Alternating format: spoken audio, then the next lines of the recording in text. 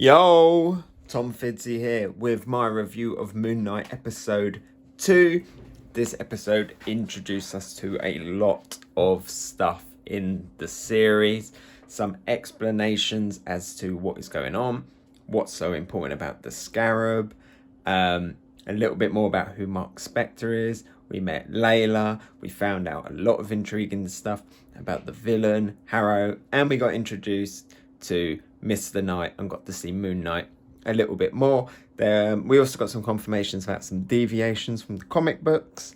And, it kind of sets us up now into the rest of the series.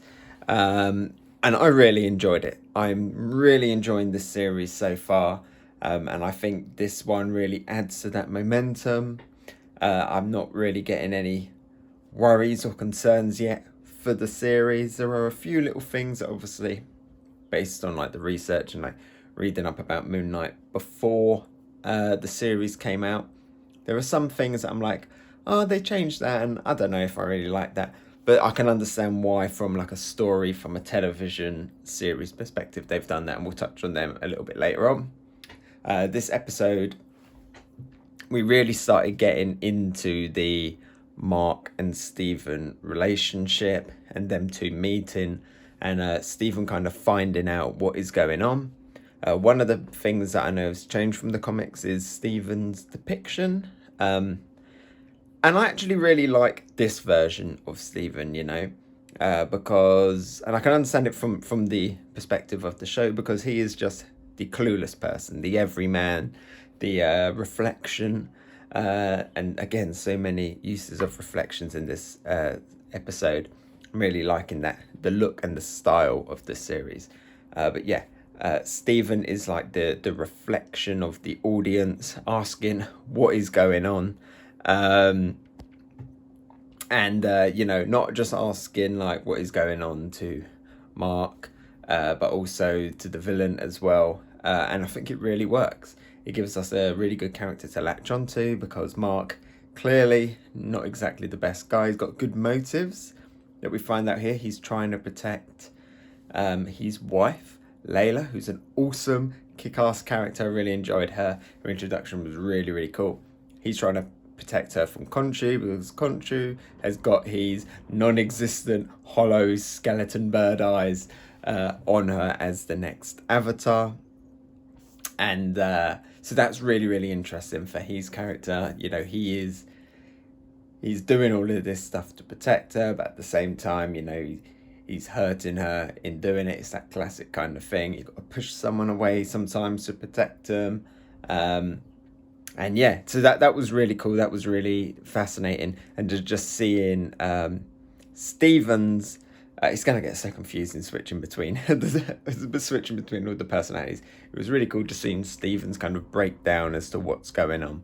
And like I say, he's a character that you can really latch onto, because Mark, being like the badass mercenary guy that he is, not exactly the most perfect guy. Khonshu, definitely not the most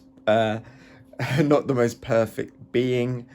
So it gives us that nice kind of innocent person to follow and to root for. And so far out of the dynamic of them all, I think Stephen is my favourite character, and I feel really bad for him still. I feel really sorry for him, especially when you get to the realisation that he is actually the manifestation, potentially. There might be a big twist, but it looks like he was the one that was created. It wasn't that Mark is the voice in his head. He is actually the voice in Mark's head, but in this instance he is just in control for whatever reason that might be.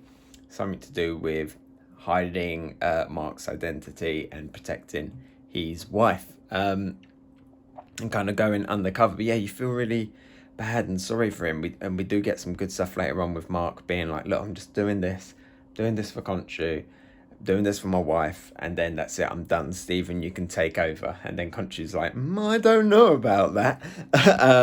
So yeah, really cool dynamic. I'm really liking that triangle of Mark, Stephen, and Khonshu. Khonshu's a really cool character. He's given me kind of I would say Ryuk vibes, but he's not quite Ryuk, because he is a little bit more involved, but he's very much that, he can't really act much. He can blow the wind and stuff, but he can't really do much. But he's giving me that very much Crichton and Scorpius from Farscape, or Harvey, the chip in the head vibes, very much Venom-esque vibes as well, and I always really like it when you kind of get that hidden character on the shoulder, character. I always really like those kind of dynamics, and it's really working for me here. Khonshu's a really cool character, and hopefully he's a character that we get a lot more into as well. Hopefully he's not just always in the sidelines. I would like him very much to be part of the Mark and Stephen conversation a lot more. We got to see it a little bit there at the end. So yeah, I'm intrigued to see more of Khonshu, because he looks awesome as well. His design is amazing. Really, really cool character. And like I said, I like that concept. In this episode, we got to see Mr. Knight for the first time. And then this is another one of those things where I'm like, oh, they've kind of changed it. And I don't quite like it, but I also understand why. And if it means that that's going to be better for the show, then I'm happy with it. And that is the fact that Mr. Knight is just Stephen wearing the Moon Knight suit, and that is his own version of the suit. Everyone was saying to me, put the suit on, everyone, I say Layla, was like, put the suit on. And in his head, he imagined it as just a suit. And then he's just Stephen's personality in that. It was a little bit jarring in the episode. Kind of like the wacky comedy, the MCU kind of comedy just kind of came out of nowhere for the lot more serious tone. But then we got into like a pretty cool, quite unique fight scene in that, where they're fighting the invisible Anubis, invisible to everyone apart from whoever is wearing the Moon Knight costume. I'm guessing anyone who was a former Avatar or has some kind of link to the Egyptian gods. They're the only ones who can see it. So we got that cool fight, which was kind of like a twist or an evolution on how the fights were in the first one, where we were skipping the car chase and only seeing things from Stephen's perspective. This time we were watching a lot of the fight from Layla's and everyone else's perspective as to what on earth is going on, this guy running around in a suit. But it does confirm that the suits are visible and tangible to everybody else.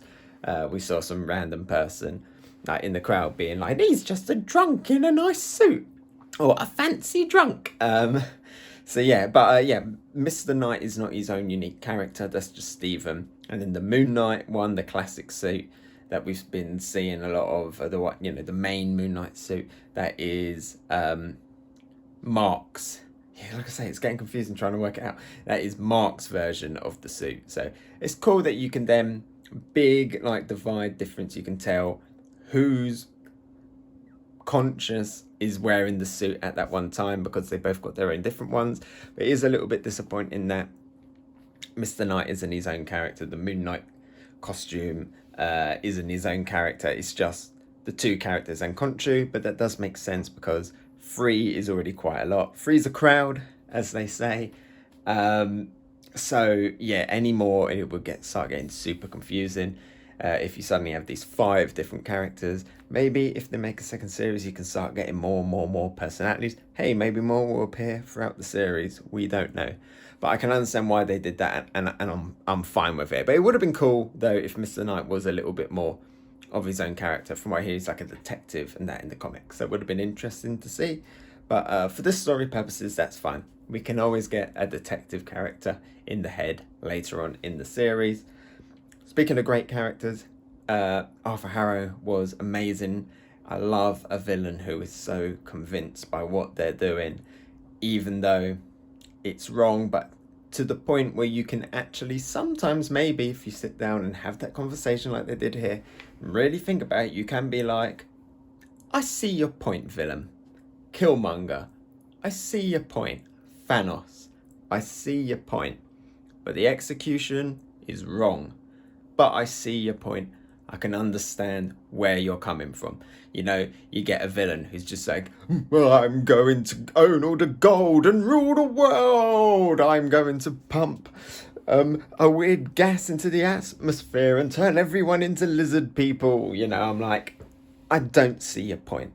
But Arthur Harrow, the scales of Annette, judge, stopping injustices happening before they happen, stopping crimes before they become crimes. making the world a better place for that. You can see the like little town, the little community that he's made where everyone's happy. Those are some good tomatoes, you know. Goat. Goat. Yes. He was like, yes, there is a goat. The world will be a better place when there's goats. But you can see what he's doing and you can understand it, but is it right? No. What are the moral implications of it? Let's have that debate. They sat down, they were having that debate. Hopefully we get a lot more of that, and it's not just a lot more of I summon Anubis Jackal, you know. Hopefully we do get a lot more of that dialogue, and it's great that he's a main character as well. A lot of the time the villains, you know, they kind of always turn up towards the end, but it's great that he's here throughout, and it's really cool. I believe the writer of the series did do the Netflix Death Note, and which wasn't good. It wasn't a good adaptation at all. I mean, can you really get an adaptation better than the manga and the anime for Death Note? Probably not. But unless you literally make a live action of the pages on the manga, just like the anime. But you can get those kind of you do get those hints in there. Like I say, Khonshu kind of reminded me of a Ryuk, and the fact that you had L and Light, both main characters, both working together, both trying to outsmart each other. So I'm hoping that we get a lot more of that in this series, and it doesn't just become a big punch in Anubis fest. But I think that so far they're handling it very well. The balance between character, story, and action and everything as well.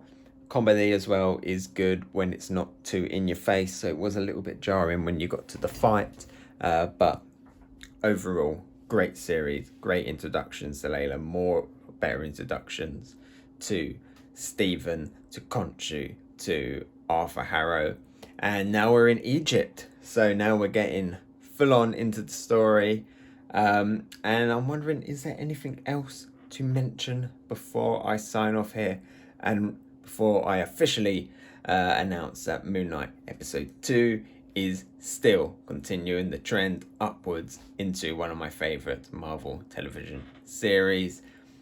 Once again, Oscar Isaac's performance was amazing. A lot of the visuals are amazing. I mentioned the mirrors and stuff. I really liked the shot where the Anubis was like empowered with the moon behind.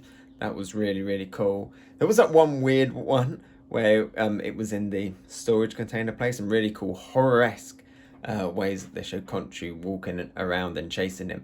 But then it kind of zoomed in on Stephen's face, and it freezed framed as a door open with a weird scream. I'm not sure if it was a slight bug in the buffering of my video or that was actually what happened. I'll have to rewatch it again and look out. I've only watched it once and now I press record straight away.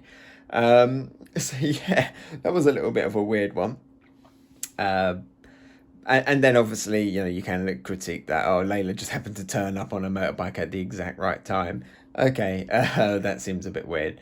But no, cool, interesting, fun. Let me know down in the comments what you're thinking of Moon Knight. Are you disappointed that they kind of changed Mr. Knight a little bit? That there's only 3 voices in the head and not any more? And what are you excited to see from the rest of the series? Do you want more Anubis dog battles? Would you like a Horus to be summoned next? What Egyptian deity do you want to see represented in the show? Some asps, get some asps out there as well. Once again, I didn't see any connections to the rest of the Marvel Cinematic Universe, so that would be interesting as well. And also, I reckon Screen Rant will definitely do a whole thing about this. I love their channel, love their videos, but the really sad scene, the steak one was the sad scene in the last, and this one where they're like, have you got anything on your person from the museum when he's getting fired from the job? He's like, no, I didn't steal anything. And they point at the name badge and he has to take off his name, Stephen, and put it on the table. Sure, you can break all of that down as to meaning so many different things. Then you see his reflection in the table with his name. He's giving up his name. He's giving up his job. Talking about what kind of persona is Stephen? Is he even really a real person? Is he just an avatar as well? An avatar within an avatar? blue people anime. Okay, right, that's it. Oh, yeah, that's it. Okay, right, bye.